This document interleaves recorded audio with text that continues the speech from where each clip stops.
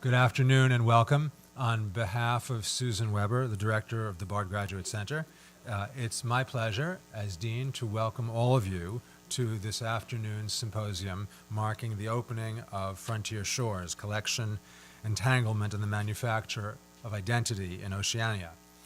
It's a particular pleasure of mine to be able to acknowledge some of the people whose role was essential in our being here today. And above all, I'd like to single out really two people. John Flynn, who is professor and dean of the Richard Gilder Graduate School at the AMNH, and Laurel Kendall, who is director of the anthropology division. Both John and Laurel have been dedicated and devoted supporters of the collaboration between Bard Graduate Center and the American Museum of Natural History since its inception. Which was in 2008. I actually went back and checked the email. We're now finishing, really, with Sean the fourth round of fellowships, which we have selected jointly together. Previous holders of this position, Aaron Glass, Aaron Hasanoff, Nicola Charrett, and then Sean Rowlands. We've selected a fifth fellow, Urmila Mohan, who'll take up residence here in the fall. And what this fellowship has provided is an opportunity to explore areas of the ethnographic collections of the AMNH, to bring to light information, narrative, story, research on areas, fascination, but which hitherto had been locked away or simply buried beneath subsequent strata of research materials entering the collections.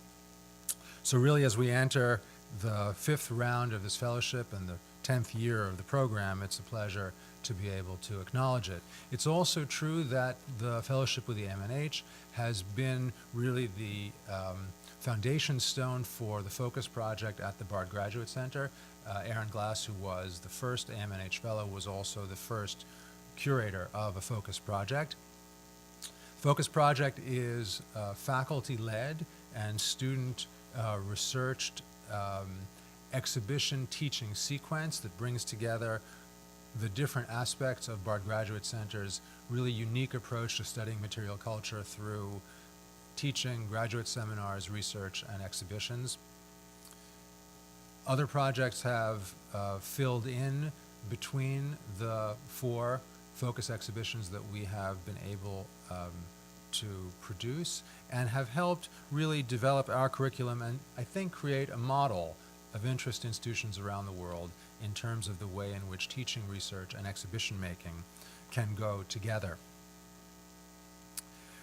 Today's symposium honors and marks the opening of an exhibition which I think, more than most of the exhibitions we have done here, looks very frankly at both sides of the collecting endeavor. That's to say, not only celebrates the acquisition of materials, but also takes the measure of the cost to those from whom the materials have been collected.